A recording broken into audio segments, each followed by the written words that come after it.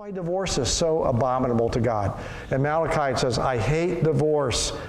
Marriage is supposed to reflect the permanence of the relationship of Christ and the church.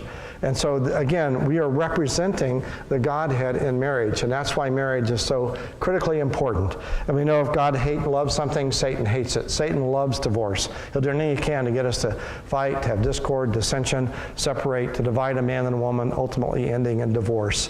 And so Satan is all over every divorce that takes place, either through immaturity, through false accusation, through suspicion, through immorality, you name it. Satan has a hand in temptation and in sin.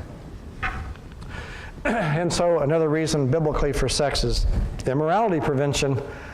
You know, people say, how do you live a pure life in an X-rated culture? I spent 2 hours on that in November talking about it. But one of the reasons for us as married couples is have a healthy, vital sex life with your wife. And that'll help you avoid the temptation for immorality. It's called affair-proofing your marriage. Hebrews 13:4 says, let marriage be held in honor among all. This is why marriage is so important. We need to honor marriage. Honor marriage. Don't honor shacking up and living together. If you're doing that right now, then stop. You know, go get married. If this is a person you think you're going to get married to, then stop shacking up and just go get married. Let marriage be held in honor among all. It says, and let the marriage bed be undefiled. It says, for God will judge the immoral and the adulterers. It's a proven fact statistically that those who live together have a much significantly higher probability of divorce than those who wait to have sex until they're married. And so there's great benefits in marriage. And in addition to that, not only that, it's the sex life. Yes, ma'am? Is it okay to ask a question now? Yeah, go ahead. So you say that we should honor marriage, and I completely agree with you. But what do we do in our culture when most of our coworkers are shacking up and talking about it, or there are same-sex couples that we are, you know, that are married that we are supposed to minister to? How do you honor marriage, but also, I don't know what the rest of that question is. Yeah, part of the challenge is we do live in an immoral culture where people are just shacking up and marriage is held in dishonor. And one of the things is you might, if the conversation comes up, Colossians says that we're to let our speech be gracious, seasoned with salt. And so we don't go in and burn bridges and just call them dirty, rotten sinners because they're shacking up. We do want to just keep honoring and uplifting marriage. There's the name of the book escapes me right now, but there's a book on the new truth about marriage. And it debunks a lot of myths about the divorce rate. Most people who are married stay married. It's not half or 30% get divorced. It's more like 70 to 80% stay married for life. They follow their marriage vows. Red Book magazine did a survey on sexual satisfaction. And of course, they always have teaser on the headlines, and it said, surprising sex survey results. And of course, it was all women who had taken a survey. And they asked a number of very personal, detailed questions like, how many times do you have sex? And how much do you enjoy it? And how often do you have orgasms? And do you enjoy it? And they had this big survey. And the women who took the survey, who were the most sexually satisfied, were those who were the most religious. The ones who went to church with their husbands. Not just church, but those who prayed with their husbands. They had sex a lot more frequently than the single woman. They were more orgasmic, and they enjoyed their sex lives much more than the girl who was shacking up or the single girl who was just going to bars and picking up strangers. And so, why is that surprising? It's surprising to the world because the Christian women who were obeying God's word were much more sexually satisfied than the pagans who were disobeying God's design and rule book. So part of the issue is, if asked, you could talk about the highlights of marriage. You can talk about the frequency of orgasm for those who are married versus those who are not married. That's just part of making your speech gracious, seasoned with salt, so you can share the gospel with them.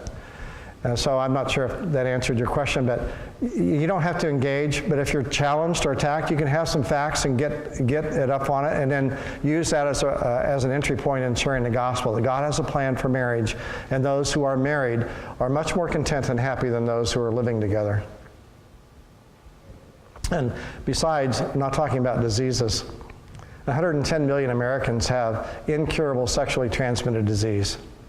That's 1 out of 3 adults, 1 out of 3 people in America.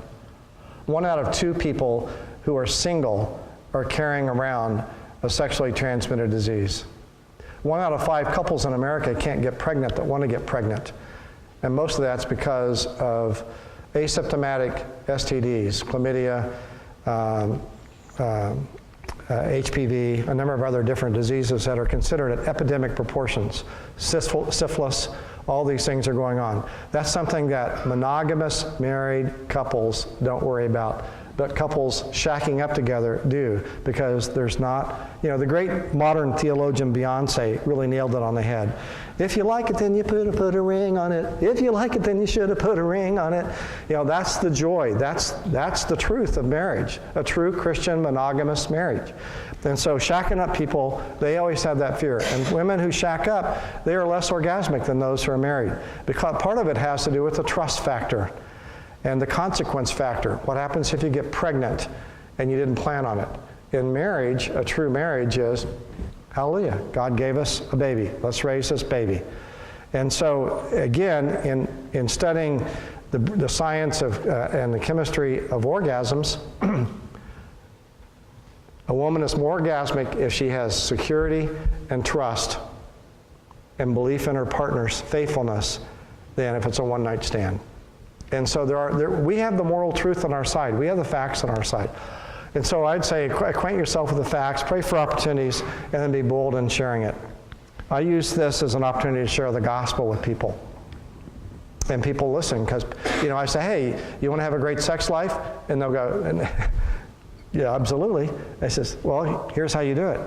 And so at that point, it opens up the door to sharing God's plan for sex and sexuality. Jesus is the bridegroom. He loves us. His church, he loves his bride. The rings are permanent. This is what God has intended. This is what he wants for us. And God is the one. It's a mystical union. This is what God has said. What God has joined together, let no one tear asunder. No one put asunder. And so when you walk down the aisle in the presence of God, in the presence of witnesses, it's God who's doing it. It's a sacred spiritual act. It's considered a sacrament in many Christian faith or denomination. So it's a super sacred, mysterious act. Do you have a question? I want to talk about this book called Surfing for God. This talk was billed as, how do you prepare for marriage? How do you prepare sexually for marriage? And there are 3 books that I recommend that people read in the area of this culture. One is the book I wrote, because I approach it from a discipleship perspective. If you think of the mountain as purity and holiness, there's lots of different ways up a mountain. And I've read 85 books probably on the area of sex and purity and sexuality in our culture, what's been out there. And there's 3 books in my mind that rise to the top. This is one of them I'm going to kind of focus on tonight. The third one is called Closing the Window by Tim Chester. Closing the Window. But Cusick is a theologian. He's got a master's in theology, and he's also a therapist. Got a degree in psychology. And he's come up with this is the standard addiction cycle. If you study anything about addictive science, you'll see a similar variation of this in a lot of different books, but he has his own spin on this. And I've taken his and added to my own spin to his spin. So so giving him credit where credit is due. Now, I'd like to give you a verse first, which is kind of the foundation for this. In Titus 3:3, Paul is writing to Titus, and he's talking about humankind. And he says, we ourselves, all of us, were once foolish, disobedient, led astray. It says, slaves to various passions and pleasures, passing our days in malice and envy, hated by men and hating one another. The biblical word for slaves of various passions and pleasures, I would call that addictions. We're all addicted to various things. One book I read by a psychiatrist, he has, documented 158 things that his clients have been addicted to. 1 out of 5 adults in Monterey County goes to a 12-step type program recognizing out-of-control addiction. Now see, the Titus 3:3 says, we ourselves were once foolish, disobedient, led astray, slaves to various passions and pleasures. So he delves into that. And so in his cycle here, he talks about soul brokenness. We're all broken people. After the fall, we're broken. And he says we're broken in 5 areas. And they all start with W's. This is good Baptist kind of theology, the liturgy. He says we're all wicked. We all have a tendency to sin. You never teach, I've got 3 kids. When I was raising my young kids, I never ever taught them to lie. I didn't teach them to disobey. I didn't teach my kids to hit each other. I didn't. I didn't have to. And sometimes as parents you use reverse psychology. If they won't eat their vegetables, you say, please don't eat your peas. They're not any good. So because they have this built-in tendency to disobey. That's wickedness. That's just the sin nature. We all have it. We're all wicked. The speed limit says 55. What do? We go 64 because the cops won't pull you over until you're 10 miles over the speed limit. And most of us don't obey the law. Maybe it's just me. I don't want to condemn you.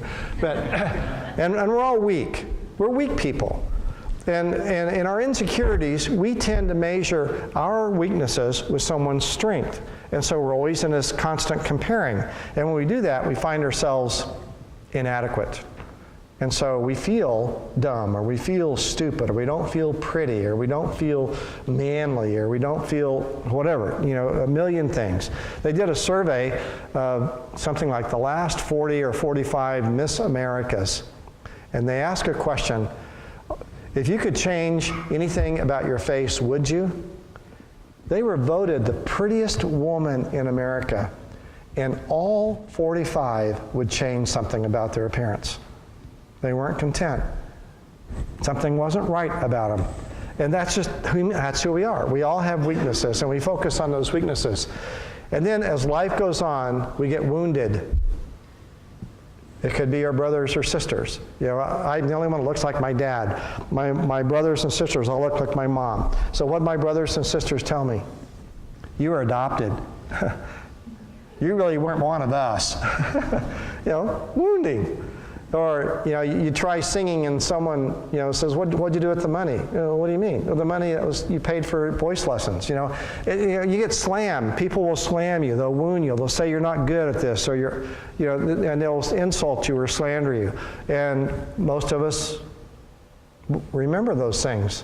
And it can become a source of deep wounding. You get jilted. You get broken up with, you get fired, you don't get the job, you don't get accepted for the major, you get passed over, whatever it is, then we get wounded by that, particularly if we think that we were better, or maybe we were better, and we get wounded. And we have an enemy, we have a spiritual enemy. Satan is making war on us. And we fall to his prey. We fall and we sin, and we know we sin, and we blow it.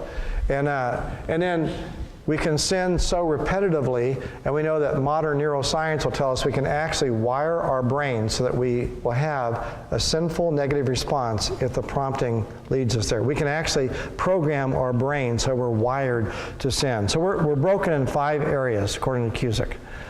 And then triggers take place.